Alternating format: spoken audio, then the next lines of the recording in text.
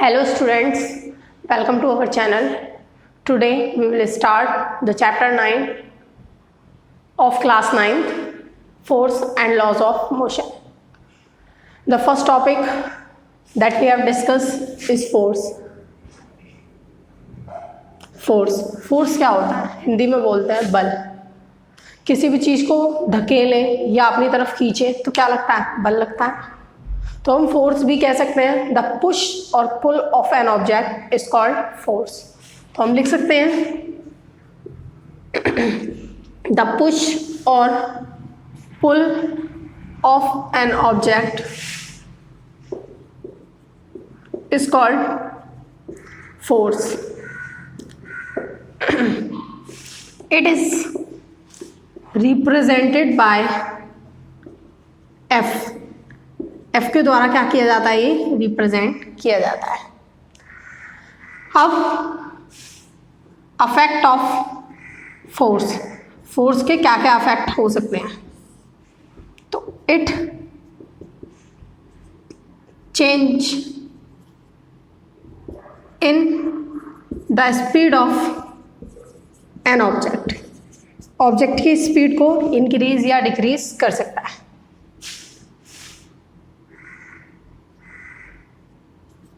Second, it change the direction of moving object. कोई भी moving object है उसकी डायरेक्शन को चेंज करने में क्या है? ये हेल्प. तो हम यहाँ पे पढ़ रहे थे effect of force on an object. दो फैक्ट हमने पढ़ लिए थे. It change the speed of an object. ये किसी ऑब्जेक्ट की क्या करता है? स्पीड चेंज करता है. It change the direction of moving object. किसी मूविंग ऑब्जेक्ट की डायरेक्शन भी क्या करता है? चेंज करता है. थर्ड है it change the acceleration of an object. किसी भी ऑब्जेक्ट का एक्सीलरेशन चेंज कर सकता है. फोर्थ है it change the shape of an object. किसी भी ऑब्जेक्ट की जो है शेप चेंज कर सकता है. तो हमने इफेक्ट ऑफ फोर्स में देखा ऑब्जेक्ट पर क्या क्या हो सकते हैं? स्पीड चेंज कर सकता है, डायरेक्शन चेंज कर सकता है, एक्सीलरेशन चेंज कर सकता है और शेप चेंज कर सकता है. नेक्स्ट है फॉर्मूला फोर्स के लिए होता है F इक्वल, यहाँ पर आप लिख सकते हो फोर्स इक्वल है मास इंटू में एक्सीलरेशन. तो F बराबर होता है ma के या फिर F जो इक्वल होता है mg के. अब हमने देखा ऐसा यूनिट ऑफ मास की जो ऐसा यूनिट है वो क्या है? किलोग्राम. ऐसा यूनिट ऑफ एक्सीलरेशन, जो एक्सीलरेशन है उसकी ऐसा यूनिट क्या है? Metre per second square. तो यहां पर हम देखेंगे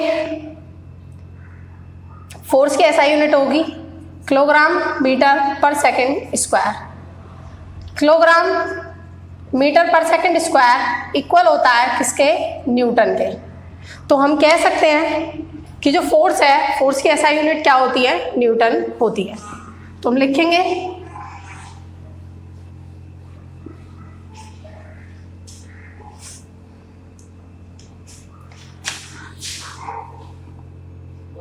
द ऐसा unit of force is Newton.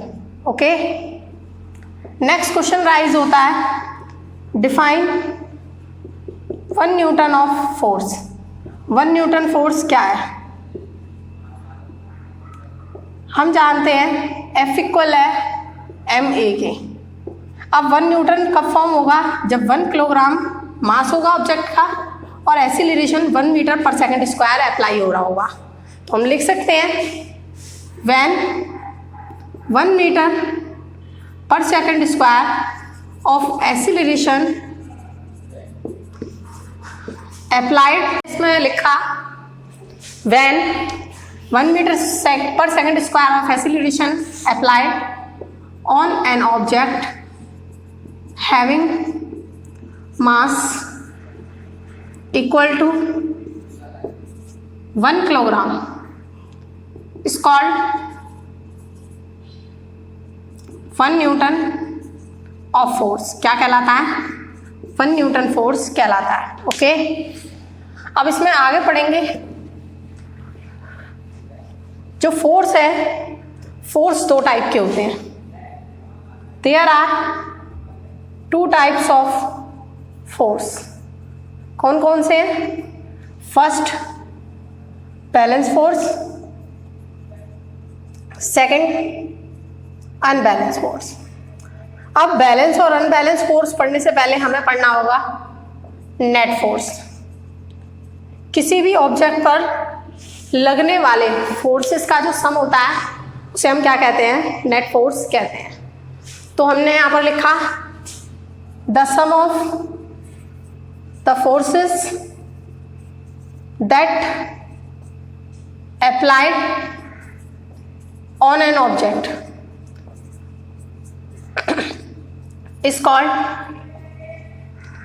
net force। Okay, अब जो नेट फोर्स है, हमने माना कोई ऑब्जेक्ट है, उस पर हमने F1 F2 and equal to Fn force जो है वो क्या किया? अप्लाई किया। तो यहाँ पर जो नेट फोर्स है F इक्वल हो जाएगा F1 plus F2 plus F3 dot dot Fn। Okay, इसे हम क्या कहते हैं? नेट फोर्स कहते हैं। अब हम पढ़ेंगे बैलेंस फोर्स और अनबैलेंस फोर्स के बारे में। चलिए,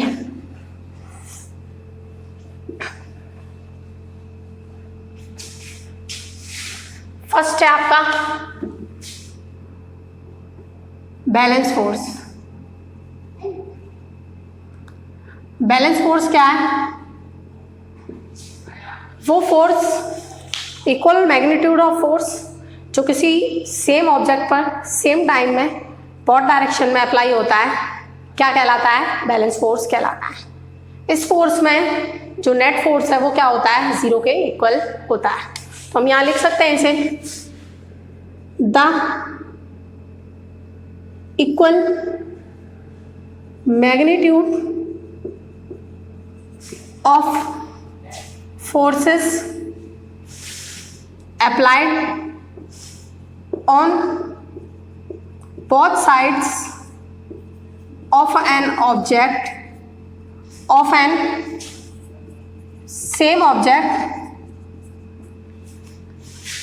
at same time।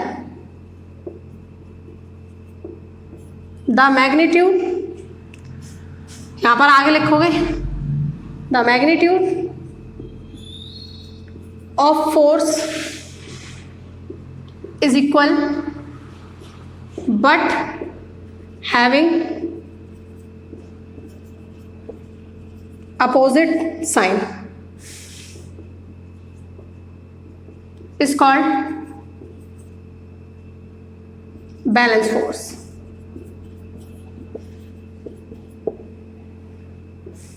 The net force is equal to 0 in a balance force. किसी भी बैलेंस फोर्स में जो नेट फोर्स होता है वो किसके इक्वल होता है? 0 के इक्वल होता है। ओके, अब यहाँ पर हम देखेंगे नेक्स्ट है आपका अनबैलेंस फोर्स। अनबैलेंस फोर्स देखते हैं क्या है।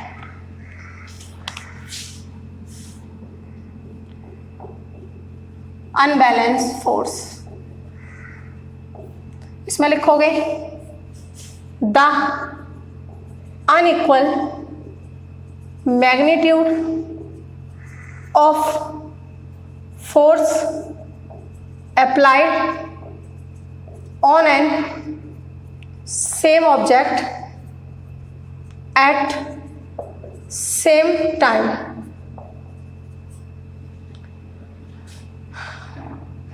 The magnitude of any force is greater than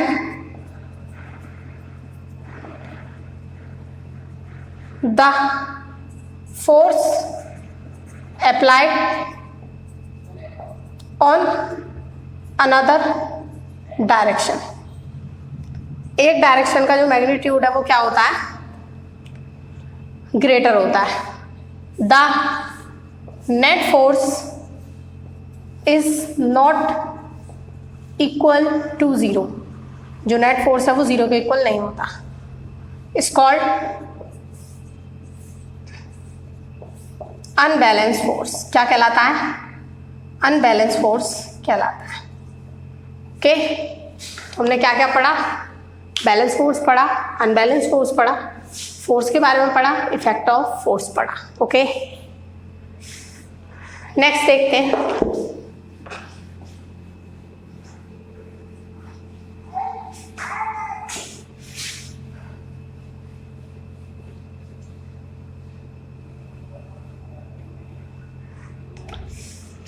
अब देखेंगे इसमें क्या है।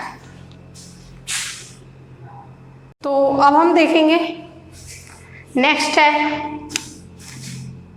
इनर्शिया। इनर्शिया क्या होता है, कोई ऑब्जेक्ट है, ऑब्जेक्ट रेस्ट में या उसकी सेम पोजीशन में रेजिस्ट करने में जो प्रॉपर्टी हेल्प करती है उसे हम क्या कहते हैं, इनर्शिया। तो आप इसमें कहोगे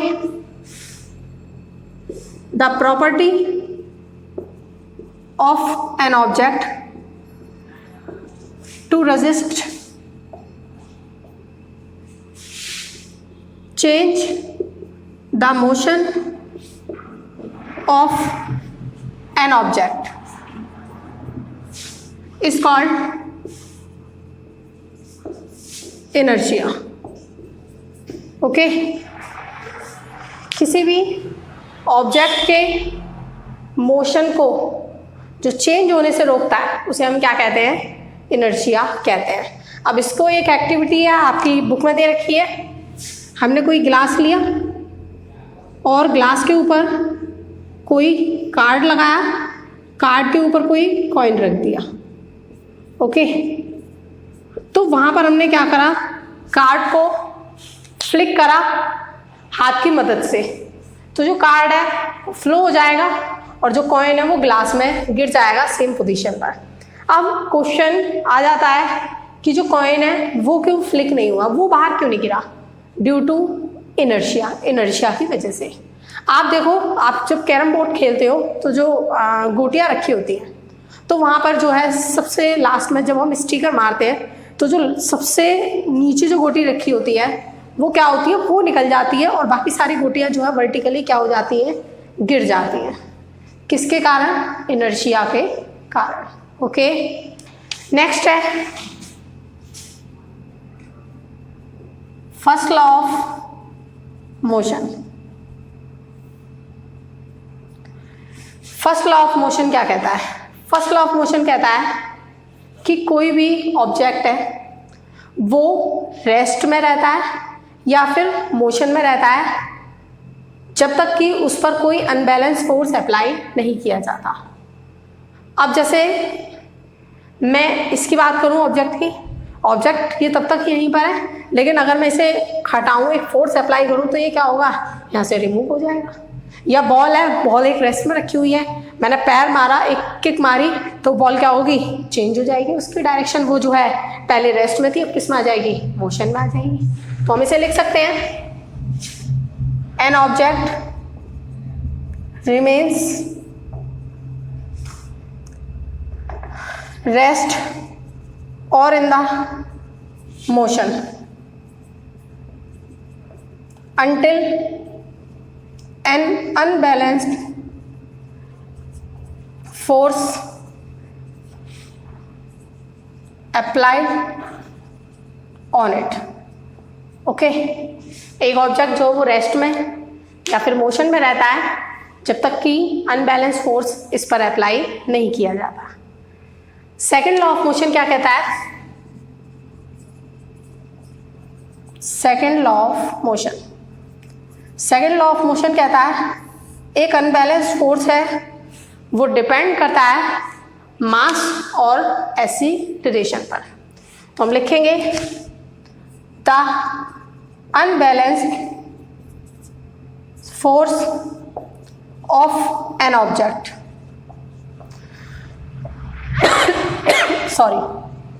is directly proportional to the product of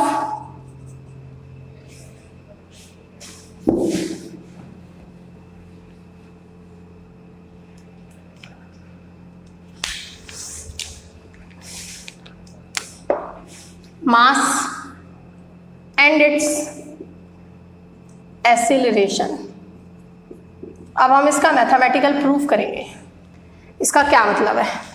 हमने एक काम किया, let an object having mass m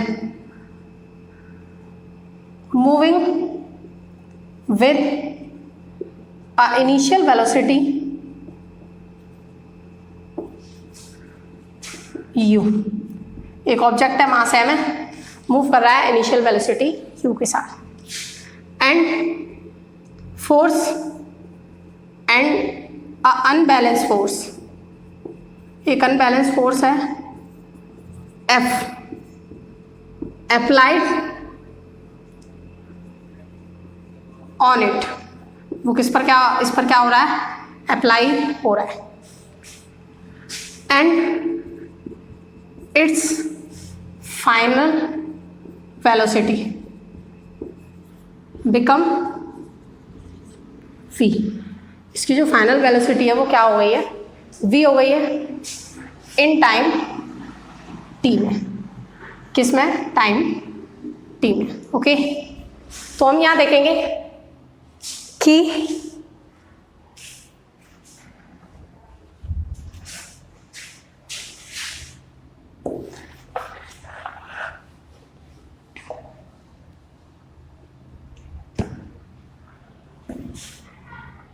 F proportional होगा m v अपॉन t के, फर्स्ट। ओके,